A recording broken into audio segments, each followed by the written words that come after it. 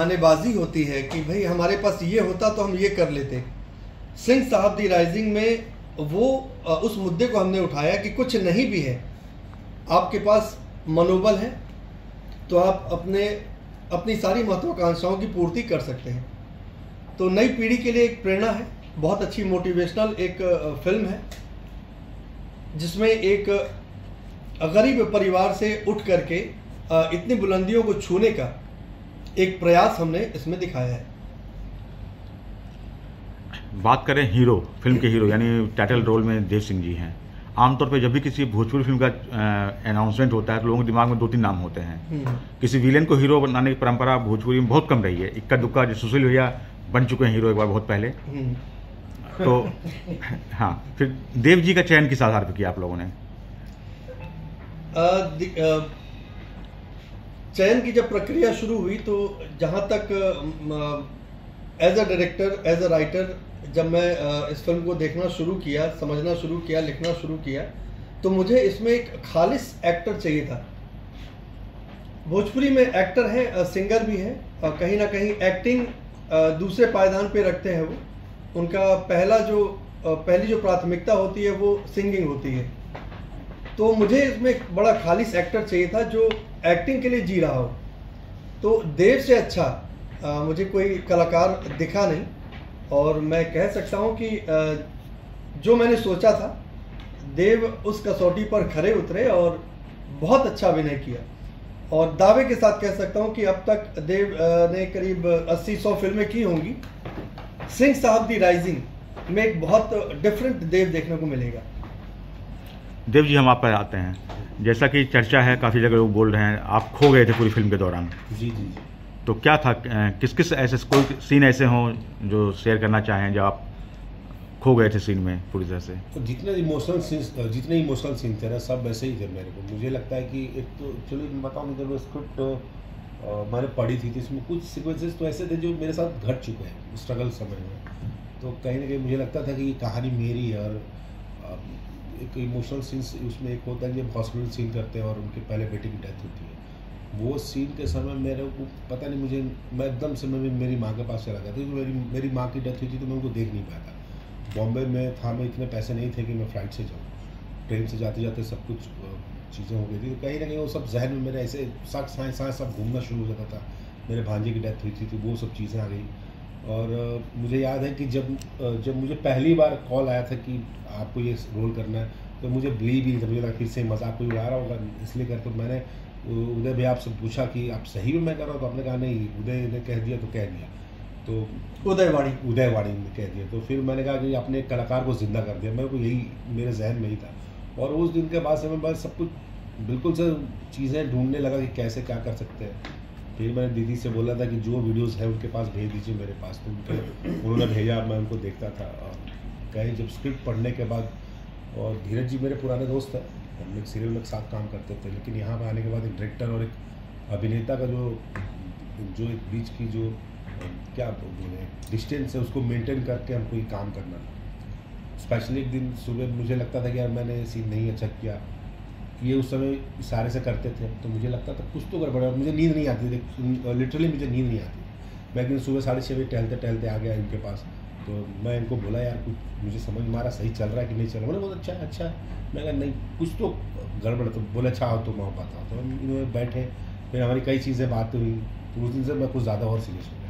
तो कुल मिला के ये लगा कहीं ना कहीं ये फिल्म मेरे लिए एक वरदान है, जो एक एक्टर जो चाहता है करना कि मुझे अच्छा काम नहीं मिल रहा है। तो मैं ये रोना बहुत दिन से मैं रो रहा था, लेकिन अचानक से ये फिल्म मिली तो मुझे लगा कि ये सब कुछ इसमें लगा देना अपना, जितना मेरे को आता है मैंने अपनी फिल्म में। बहुत परिपक्व तो नहीं हूँ, लेकिन हाँ जितनी समझ है उसने मैंने डाला। और धीरज जी के साथ जो इन्होंने जैसे बोला मैं उसे करता गया।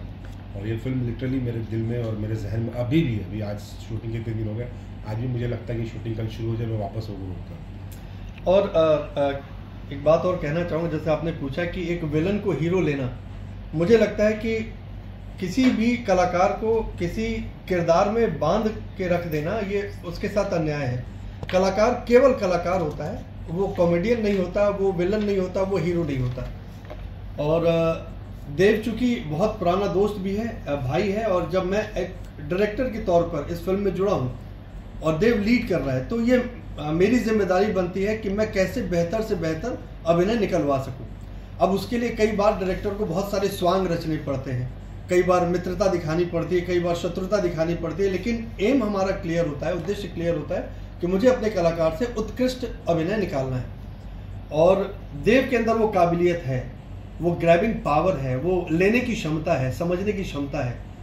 तो कई बार गुस्से से भी बोलता था, कई बार प्यार से भी बोलता था, कई बार घुमा के भी बोलता था, लेकिन इस चीज़ को देव ने हमेशा समझा कि जो कुछ भी हो रहा है वो मेरी भलाई के लिए हो रहा है, मेरे लिए हो रहा है, क्योंकि फ्रंट में जो है वो देव है, हम सब पीछे रह जाएंगे। किसने क्या किया, कैसे किया, नहीं किया, वो बात की बात है। सिंह साहब पर्दे पर बहुत ऊर्जा के साथ दिखने चाहिए, वो देव ने करके दिखाया। मैं बतौर डायरेक्टर बहुत खुश हूँ कि एक बहुत ही उम्दा, बहुत ही बेहतरीन एक कलाकार के साथ सिंह साहब द राइजिंग को मैंने संपन्न किया है। सुशील भैया, आपकी भूमिका इसमें बड़े भाई की है, सिंह साहब के बड़े भाई की है, और आपने उसको बखूबी निभाया है। चूँकि मैंने देखा है नज़दीक से, आपने काफ़ी फिल्में की है, हर तरह के रोल किए हैं। हालांकि इसमें अन्य फिल्मों की तुलना में आपके रोल इतने पावरफुल नहीं हैं, हार्डकोर विलेन नहीं है, हार्डकोर क्या बोलते हैं कैरेक्टर नहीं है, फिर भी आपने जो देखा होगा वहाँ पे, आपके नज़र सिंह साहब द राइजिंग फिल्म कैसी बनी है, कैसी बन रही थी? अगर आप ड्रोन आई कैमरे से देखें तो मैं ये कहूँगा कि अब तक का मेरा सबसे छोटा रोल है ये किसी भी फिल्म। लेकिन क्या होता है कि कभी कभी आप उस जगह जाके फिट हो जाते हैं जहाँ से वाक्य पूरा हो जाता है। तो मैं बड़ा सौभाग्यशाली हूँ कि मैं इसमें काम किया इस फिल्म में। इस फिल्म में काम करने से पहले आर.एन. अंकल के बारे में मैं ज़्यादा नहीं जानता था, सिर्फ इतना जानता था कि वो एक संस्था उत्तर भारतीय संघ उसके अध्यक्ष हैं और एक सिक्योरिटी कंपनी है BIS उसके CMD। इसके अलावा कब अखबार में फोटो छपती थी तो जानता था, लेकिन भरौली जब गया तो वहां कुछ समझने की आवश्यकता नहीं पड़ी क्योंकि वहां सब दिख रहा था। जो भी उन्होंने किया था वो आंख के सामने था, कुछ कागजों में नहीं था कि हम उसको ढूंढते वो करते, वहां के लोगों के जुबान पे था। जो उन्होंने कार्य किए जनता के लिए वो दिख रहा था, स्कूल, हॉस्पिटल, ये वो। और वहां जाके चीजें मेरे लिए बड़ी आसान हुई क्योंकि जब आपको बहुत ज्यादा पता नहीं हो, कोई आप बायोपिक कर रहे हो तो एक बंधे बधाए अंदर काम करना भी होता, नहीं भी करना होता। तो स्क्रिप्ट हम कहेंगे कि बहुत सारी चीजें हैं, लेकिन उसके जो मेन घटनाएं हैं उनको रख के बड़ी मेहनत की धीरे जी ने उसके लिए, और हमने कोशिश की है कि पूरी तरीके से उनकी जीवनी को हम उतार पाएं, चीज़ों को रख पाएं। और हम सब ने जो भी वहाँ पे थे, सबसे अच्छी बात ये थी ना कि उस फिल्म में कोई अपने डेजिग्नेटेड पद पर नहीं था। डायरेक्टर तो था, लेकिन उसके अलावा वो फिल्म से ऐसे जुड़ा था कि वो डायरेक्टर के अलावा भी जुड़ते हैं हम सारे एक्टर्स। और वो इसलिए था क्योंकि हम एक फैमिली की तरह थे, हम एक फैमिली फिल्म के लिए गए थे और हम फैमिली की तरह ही हमें रखा गया। हमें बिल्कुल फील नहीं हुआ कि हम बाहर आए हैं शूटिंग करने। बहुत सारी बातें हैं, मैं नहीं उसको समाहित कर पा रहा हूँ शायद शब्दों में, लेकिन मेरे लिए एक ये अविस्मरणीय फिल्म है सिंह साहब। और कई ऐसे क्षण थे जहां हम सब भावुक हुए, पूरा परिवार था वहां पे। मतलब हमने एक एक क्षण का जो है उपयोग भी किया, आनंद भी लिया और उस इमोशन में भी हम गए। तो ये एक संपूर्ण जर्नी थी जो हमने सिंह साहब की देखी और जो हमने एक छोटी सी कोशिश की है पर्दे पे आए। हमारे और भैया के सीन के जितने भी सीन थे, हम तो कहीं एफर्ट लगाए नहीं, हम ऐसे ही लग रहा था कि हम भाई। क्योंकि मैं इनको पहले ही बोला था कि सुशील भैया को पहले बोला लो सारे सीन मेरे पहले सुशील भैया के साथ कर दें तो मैं कंफर्ट हो जाऊँगा। इनके साथ जितने सीन आए ना, तो जो लोग देख रहे थे फिल्म इंडस्ट्री के लिए, जो वहाँ के लोकल लोग थे, जो गाँव के लोग थे, जो सिक्योरिटी के लोग थे, उनको लग रहा था कि हम दोनों सगे भाई। लिटरली लग रहा था कि हम दोनों सगे भाई और इसी तरह बात कर रहे हैं। तो कहीं ना कहीं ऐसा लग रहा था कि उस कैरेक्टर के लिए एकदम परफेक्ट कास्टिंग हुई है शायद, या भैया के साथ मेरा एक ऐसे भी संबंध है, मैं उनको बहुत एडमायर करता हूँ। तो चीज़ें कहीं ना कहीं ऐसी लग रही थी कि यार बड़ा भाई ऐसा ही होता है। और यही कहूँगा कि टीम जो थी बहुत प्यारी टीम थी, अच्छी टीम थी। मैं पूरे सबसे ज़्यादा तो थैंक यू गीता दीदी को बोलना चाहूँगा कि उन्होंने इतनी बड़ी जिम्मेदारी ली और जो वहाँ किसी चीज़ की कमी थी ही नहीं। हम सब जगह बोलते भी हैं तो लोगों को लगता है कि पता नहीं है हम क्या कर रहे थे, लेकिन ठीक है। एक भावनात्मक जुड़ाव इसलिए भी था कि जब स्टोरी लिखने की बारी आई तो स्टोरी नरेशन के लिए, जानकारी देने के लिए दीदी और पूरी फैमिली, संजू भैया, विकी भैया, सनी, जब इकट्ठे होते थे तो बड़े भावुक होकर के चीज़ों को ये बताते थे सिंह साहब के बारे में। तो एक भावनात्मक जुड़ाव तो हो ही गया था। हाँ, हम कलाकार हैं, हम निर्देशक हैं, हम अपनी मेहनत कर रहे हैं, इसके एवज में हमें हमारा मेहनताना भी मिल रहा है, लेकिन मेहनताने के ऊपर कहीं ना कहीं वो जो भावनाएं जुड़ी थी वो सीन के माध्यम से हम प्रदर्शित कर पाए।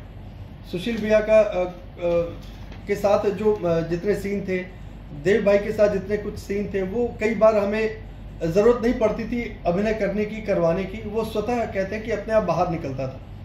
तो कई बार सीन के बीच में मैं सुशील भैया को बोल भी गया कि भैया यू आर दी बेस्ट, माता सरस्वती का आपके साथ आशीर्वाद है और जो आप करते हैं, और मैं लिखता भी हूँ, लिख भी गया था एक बार कि अभिनय को जितनी बारीकी से सुशील भैया समझते हैं शायद भोजपुरी में कोई नहीं समझता। तो मेरी इस बात पर लोगों ने प्रतिक्रिया भी दी, लेकिन मुझे लगता है कि अगर जो सच्चाई मेरे अंदर है मैं लिखूं, लोगों को अच्छा लगे बुरा लगे। तो बहुत भावनात्मक जुड़ाव था। शूटिंग के समय ऐसा लगा कि कुछ एक अलौकिक शक्ति है जो काम निर्विघ्न रूप से हमसे करवा रही है। हमारी शूटिंग कभी रुकी नहीं, हम लोग कभी चिल्लाए नहीं, हम लोग कभी नाराज़ नहीं हुए, हमने एक दूसरे की लेग पुलिंग नहीं की, हम बहुत अच्छे से काम किए। तो और वहाँ भी हम जिस तरीके से रहे, गीता दीदी और उनके पूरे परिवार ने जिस तरीके से हमें रखा, जो मान सम्मान दिया, शायद ये उसी का प्रतिफल है कि हम शेड्यूल इतने अच्छे से कंप्लीट करके वापस मुंबई आए। गीता दीदी, आप कितने संतुष्ट हैं अपनी टीम से? बस एक ही सवाल बस। मैं बोल नहीं पाऊंगी, क्योंकि अगर मैंने कुछ बोला तो मेरे जो इमोशंस है आप लोगों के साथ, इसलिए मैं बोल नहीं पाऊंगी। बहुत बढ़िया, ऐसे लगा कि मैं फिर से वो मतलब पीछे मेरी जिंदगी जो रिवर्स में चली गई, जो मैंने खो दिया वो सब मुझे मिल गया था उस समय, जो 16 दिन के अंदर। तो बहुत बढ़िया, सबने बहुत बढ़िया किया, उसके लिए मैं सबका बहुत बहुत धन्यवाद देती हूँ। एक हम लोग जब एक्टिंग में पढ़ते हैं तो एक लाइन आती है कि action speaks louder than words. तो गीता दीदी हमारे लिए वही थी। उनके एक्शंस जो हैं वो बोलने से ज़्यादा हो जाते थे, तो ये हमेशा हमारे साथ ऐसे ही रही। हाँ, एक मेरा खाली एक इतना ही सवाल है कि आप लोग आप भी जब ये कथा लिखते हैं जो तो आप वो काल्पनिक कथाओं पर रहते हैं, बट ये एक ऐसी पिक्चर बनेगी जो सत्य कथा होगी। इसमें और पुराने में अंतर क्या है, और आप दोनों भी इस पे जरा हमको क्या होता है कि जो एक काल्पनिक कथा होती है उसमें हमारे पास लिबर्टी होती है, हम उसको फिल्मी जामा पहना करके अपने हिसाब से घटा और बढ़ा सकते हैं। लेकिन जब बायोपिक होती है, जीवनी चलचित्र होता है, किसी के जीवन पर हम फिल्म बना रहे होते हैं, तो हमारे हाथ बंधे होते हैं, हमारी सीमा रेखा तय होती है कि हमें इसके पार नहीं जाना। तो जितनी भी क्रिएटिविटी है वो एक दायरे के अंदर ही सीमित है, उसमें आप क्या बेस्ट कर सकते हैं। तो काल्पनिकता और वास्तविकता में बड़ा फर्क है और हमने उसको उस हिसाब से शूट किया है। भाई साहब को भी, भाई साहब आपको मतलब ये तो पूरा सत्यता पर रही फिल्म, तो आपको भी तो उसमें कुछ एहसास हुआ होगा। नहीं, मैंने तो अपनी पूरी वो चीज़ ही बनाई। मुझे रात भर में सोता नहीं था, मुझे लगता था कि सिंह साहब मेरे सामने ही है एकदम। और उसके पहले ही मैंने जितनी चीज़ें उनके बारे में सुनी थी, जितनी बारे में पढ़ी थी, देखी थी, तो जैसे कि सुशील ने पहले ही बताया कि जब बायोपिक बनती है ना तो आप बहुत ज़्यादा कुछ कर नहीं सकते, आप उस कैरेक्टर के हिसाब से ही करना है। उस तरह ही वो चीज़ें बहुत ऐसा लगे कि उस कैरेक्टर से बाहर जा रहे हैं। तो मेरे लिए तो एकदम मैं सत्यता पे ही उतरना था। बिल्कुल आप सब कुछ भूल गए कि मैंने क्या रोल किया, मैं कौन सा विलेन का रोल किया, क्या नहीं किया। अब यहाँ एक ही चीज़ है कि आर्यन सिंह जी कैसे थे, क्या कर रहे थे, और दीदी साक्षात गवाह है कि फर्स्ट डे मेरे साथ क्या हुआ था। मैं नाम नहीं लूँगा, लेकिन दीदी के शब्द थे, बहुत अच्छे शब्द थे। मैंने कहा था कि भैया आप बिल्कुल निश्चिंत रहिए, आप जो समझ में। और जिस दिन मैं वहाँ गया, जब मैंने पहला गेटअप लिया था उनका, तो गाँव के ही चाचा जी थे, उन्होंने पहले ही लाइन ही मेरे को बोला कि सिंह साहब होंगे एकदम। तो मुझे लगा कि चलो अभी कम से कम अब उसका मुझे पता है कि डायरेक्टर है तो एक्टिंग उतनी ही करनी जितना इन्होंने लिखा है। सबसे अच्छी बात है राइटर भी यही थे खुद थे, तो वो एक कहीं ना कहीं सामंजस्य हम लोगों का बना। और उस कैरेक्टर को जितना मैं सिंह साहब के बारे में सुना था, और जैसे कि भैया ने बताया कि बरौली उन्होंने देखा, क्योंकि उन्होंने क्या कमाया हम लोग सबने देखा, उन्होंने जो इज्जत कमाई, जो रिस्पेक्ट कमाई, तो उसको सोच के, उनके हाव भाव को देख के, उनकी डिलीवरी को देख के मुझे करना था। मैं बिल्कुल देव सिंह जो इतनी काम करके आया था उससे बिल्कुल अलग डिफरेंस, और एक धरातल पर रहकर एक व्यक्ति जो, क्योंकि कुछ सीक्वेंसेस ऐसे थे कि जो मुझसे बहुत मेल खाते थे, खास करके मुंबई वाले, अभी वो चौल में रहना, फिर वो लाइन लगा के टॉयलेट जाना, ये सब चीज़ें मैं कर चुका हूँ। तो वो सब माइंड में क्या चलता है, मस्तिष्क में क्या चलता है, घर वाले क्या बोलते हैं, भाई क्या बोलता है, तो ये सब चीज़ें जहन में थी सब शुरू से पढ़ने के बाद। तो मैंने उतना ही किया जितना चाहिए था, बस यही। काल्पनिक पिक्चर करते समय और सत्य पिक्चर कर कठिनाई भी होती है। सर काल्पनिक फिल्म करके कितना भी खुशी नहीं मिलती, लेकिन ऐसी फिल्में करके बहुत ज़्यादा खुशी मिलती है। देखिए काल्पनिकता में क्या होती है ना कि आप कहीं भी जा सकते हैं। हाँ। वास्तविकता में क्या है कि अगर हम इसको वास्तविक बनाते हैं तो कम से कम 6 घंटे की फिल्म बनती है, कम से कम 6 घंटे की फिल्म बनती है। अगर हम घटनाक्रम, जैसे विदेशों के कई संस्मरण हैं उनके जो भैया लोग बताते हैं, वो एकदम अछूते हैं। वो लंदन गए तो कैसे थे, वो कहाँ जाते थे, कैसे रहे, वो एक अलग मूड था उनका। तो हम ये चाहते हैं कि जो रूप उनका जानती है दुनिया, उसके अलावा जो हम चाहते हैं कि लोगों तक पहुंचे, जो जरूरी है, वहाँ बायोपिक में हमारे लिए एक दायरा होता है कि हमको भाई धोनी के ऊपर बनी तो भाई धोनी कैसा था, कैसे तो सेम हमें एक दायरा तो होता ही है, लेकिन हम चाहते हैं कि उस दायरे के अंदर उनकी सारी चीजें आ जाए, वो कोई चीज अछूती न रहे, ये रहता है। Thank you.